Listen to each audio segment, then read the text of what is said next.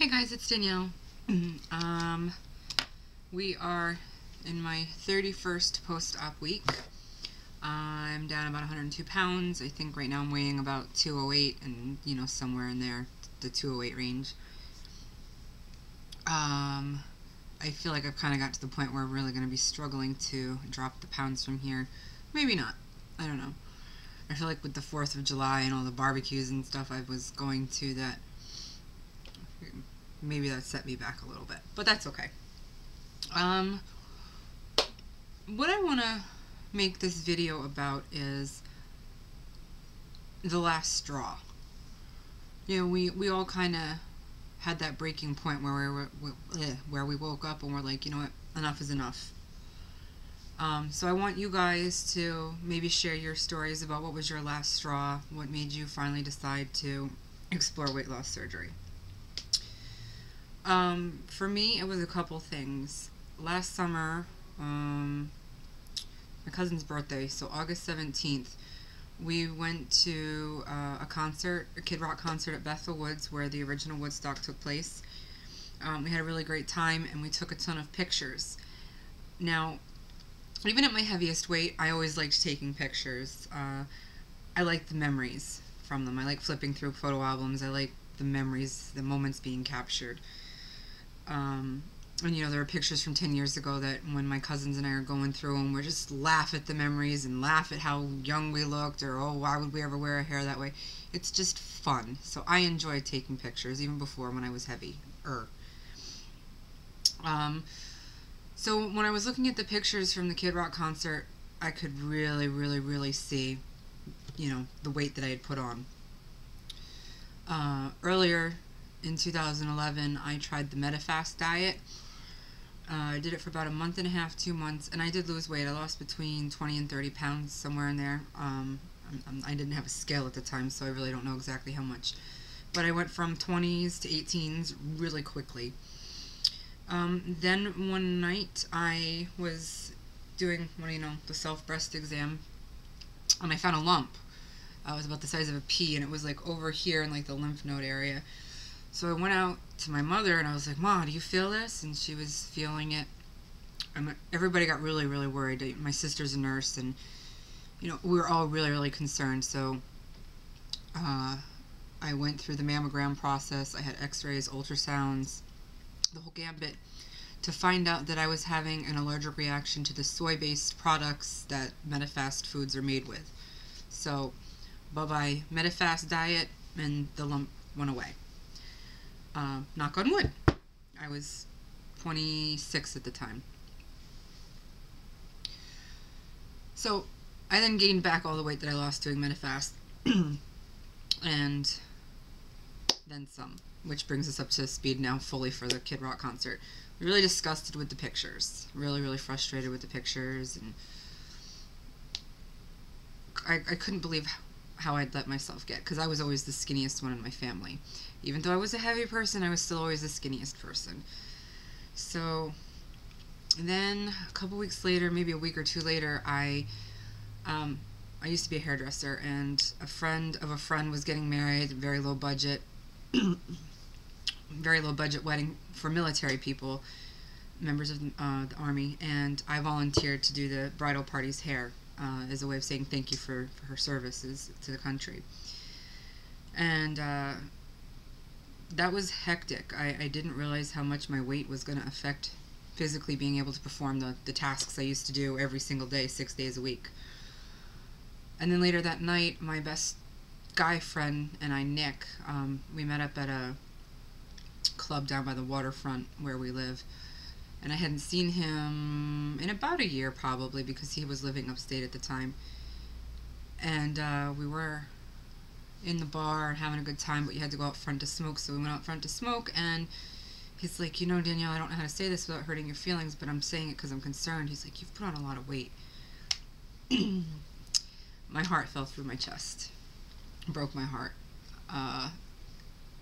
When you're thinking things about yourself, it's one thing, but when someone else actually confirms them, it's completely different. It's like heartbreaking. That was a Saturday. Sunday, I wake up with the thought, all right, I'm I'm gonna do this. You know, I gotta find. I need to do something about it.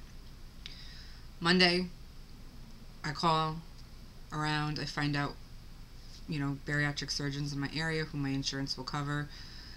Tuesday or Wednesday, I call out of work because I had a fudge day, and I went to the pool with my cousin, Noelle, and it was also the day there was an earthquake. It was kind of funny. The first time in my time working there, I called out for like a goof day, and there was an earthquake. It was a big joke.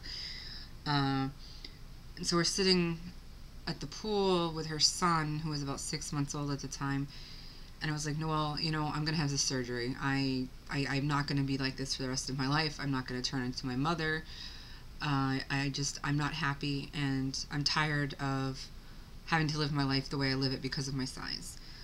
And we can all relate to that. So she's like, you know what? I've been thinking about it a lot too. I have insurance still, and I want to do it too. So she called a place. I went to a place that was in Westchester. That's who I made my appointment with, the consultation. She called a place that was about a half hour away from where we live in Middletown. They said they took her insurance, so she made her appointment, and we, you know, made the arrangements for our seminars because we had to do the seminar before we could actually be seen by the physicians. So she went with me to my seminar, as did Jessica, and because her appointment with her original surgeon's office was a couple weeks out still, she went with me to my first pre-op visit, which was so overwhelming. I remember sitting in the room with the doctor, and at the seminar they had talked about sleeve, band, and bypass, and I knew I didn't want to have bypass. I was really leaning towards lap band. That's what I had my mind set on. And Dr. Call, I asked him, you know, how do the weight loss surgeries affect PCOS? Because that was a big factor for me. I want to be able to have children so badly. I want children. I want to be a mom. And, you know, it was a concern for me because I know that infertility is, you know, hand in hand with PCOS. So he said for patients, female patients with PCOS, he does not recommend the band. He recommends sleeve or bypass. So I hadn't even heard of the sleeve prior to the seminar. So I spent the 2-week period between the seminar and my first pre-op appointment doing all the research I could. I mean, I spent hours and hours and hours. I must have spent 40 to 50 hours in 2 weeks just researching and talking about it with Jessica, my sister, the nurse, and just going over everything. And I had a list of questions in a spiral notebook to ask the doctor. And so when, you know, they weigh you, they take your height, they do your blood pressure, they do all that like normal stuff at the doctor's office, and the doctor finally comes in to see you. And I really wanted to hear his opinion. Like, I didn't want to be so set in my mind that I wasn't open to what the physician thought was best for me. So he said that he thought sleeve or bypass would be best, and he didn't have a preference really over one or over the other. It was up to me. So I'm like, I want sleeve. And they were looking at my chart, and they said, oh, you have Aetna. Aetna doesn't cover the sleeve. My heart fell through my chest because I did not want bypass, and it was going to be the sleeve, lap band, or nothing at all. I was not going to do bypass. So somehow or another, they went out and double-checked, and Aetna did pay for sleeve. So I was able to get the sleeve. I had a $1,000 deductible, which I had already met most of between the mammogram, the ultrasounds, and I had some stitches earlier in the year on my finger. And then I had $2,000 out of pocket. So altogether, my surgery cost me about $2,000. And it was $2,000 very, very well spent. But another thing I'm going to mention and share with you guys is right around the time I skipped work, I was due for a period. And it never showed up. And I had always been regular with my periods. It had always been monthly, you know, a normal cycle. No period. 3 more weeks go by, no period. And I was talking with some of the other physicians I had to see for my clearances. You know, with the extra weight gain I had gained that summer, it was really taking a toll on my body. And I'd had no period at all. And that was really, really hard. Wanting to have children so badly and then not having a period, you're like, oh gosh.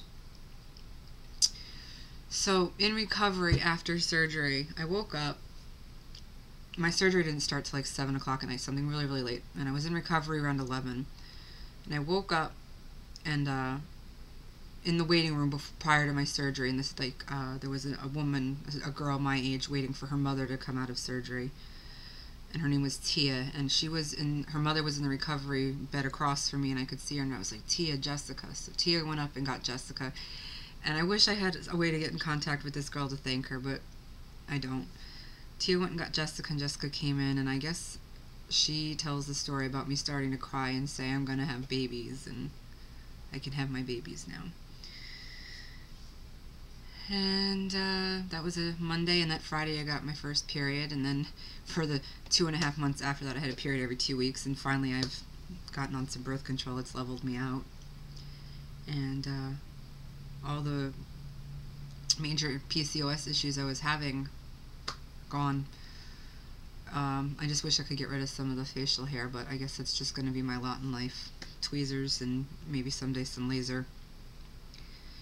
But that is my last straw story. I was sitting outside with Nick, and Nick commenting on my extra weight gain, and I was just enough.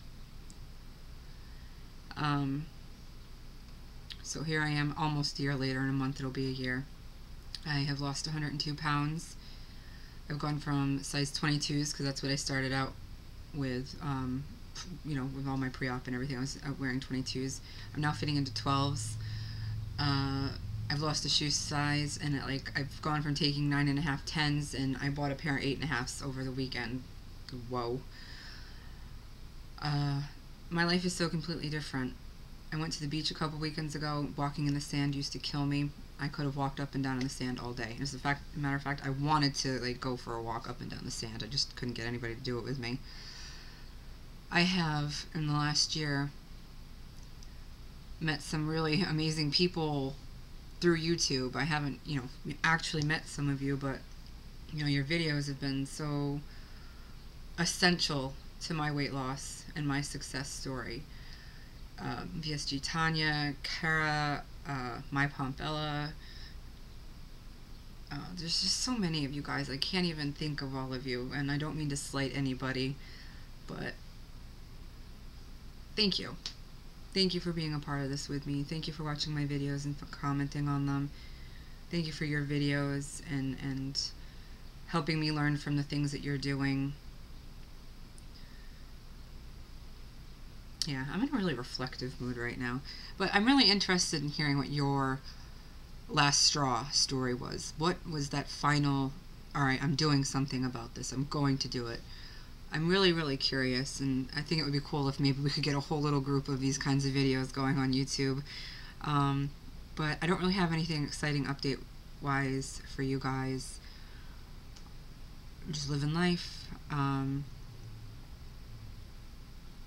Living life. So everybody be alive and joyful. Remember that there's always something to be grateful for. Everybody have a great week.